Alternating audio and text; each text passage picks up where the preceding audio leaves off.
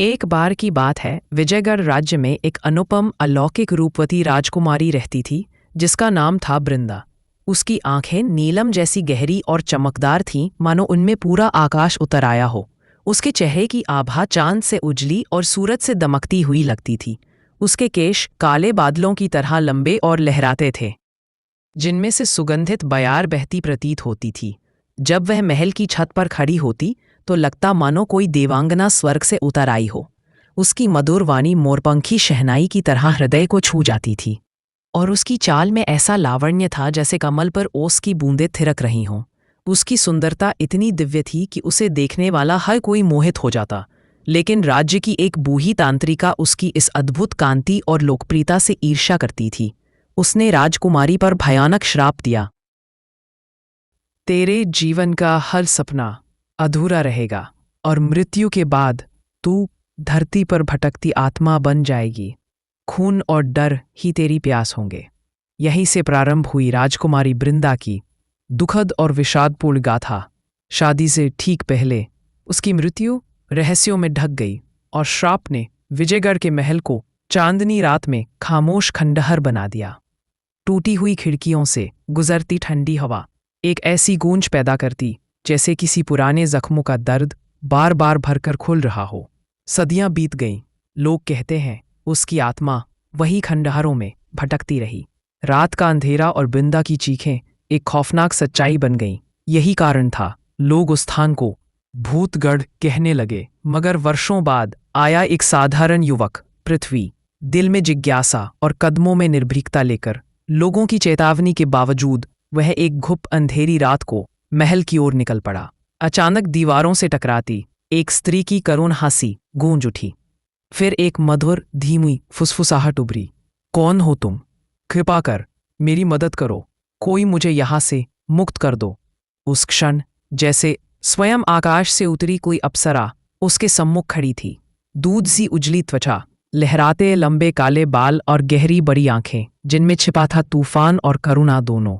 पृथ्वी का स्वर कांप गया। तुम कौन हो? इस सुनसान रात में क्यों खटक रही हो? वह मुस्कुराई, मगर उस हल्की मुस्कान में दर्द और भय साथ साथ थरथराते थे।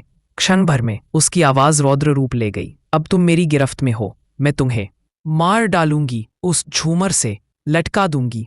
ऊपर का पुराना लोहे का झूमर अपने आप खड़क उठा, लेकिन पृथ्वी ने गहरी सांस लेकर उसकी आंखों में देखा। यदि तुम चाहो तो अभी सब खत्म कर सकती हो, मगर मैं जानता हूं तुम्हारे भीतर सिर्फ खून की प्यास नहीं बल्कि गहरा दर्द छुपा है। तुम हत्यारिन नहीं, तुम एक मजबूर आत्मा हो। और उसी क्षण बृंदा की भयंकर लाल आंखों में नमी तैर गई। उसकी कंपकंपाती आवाज निकली, पहली बार किसी ने मेरे दर्द को देखा है। झूमर थम गया, हवा स्थिर हो गई और खंडहर के सीने में एक अदृश्य सन्नाटा समा गया। दिन ब दिन पृथ्वी बृंदा की आत्मा से बातें करता रहा, उसे एक इंसान की तरह अपनाता रहा और वहीं डर पिघलकर प्रेम में घुलने लगा।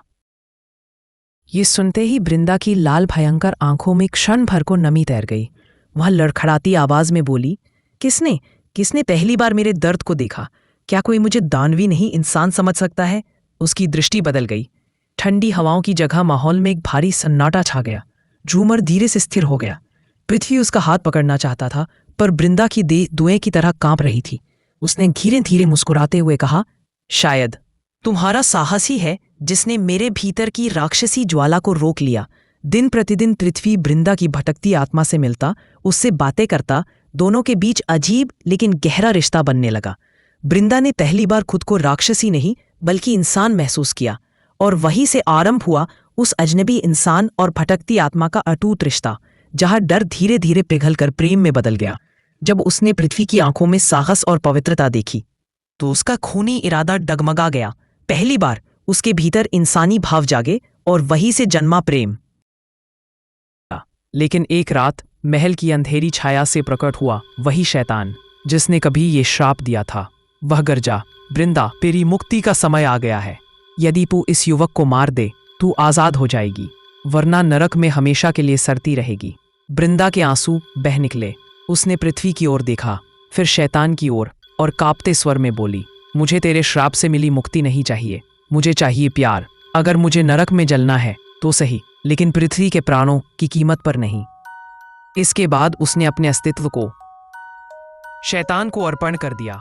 उसकी आत्मा अग्नि में जलती हुई नरक में समा गई और पीछे रह गया एक टूटा हुआ मगर सच्चा प्रेम। लोग आज भी कहते हैं रात की हवाओं में कभी कभार उसकी आवाज गूंजती है, प्रेम मौत से भी बड़ा है।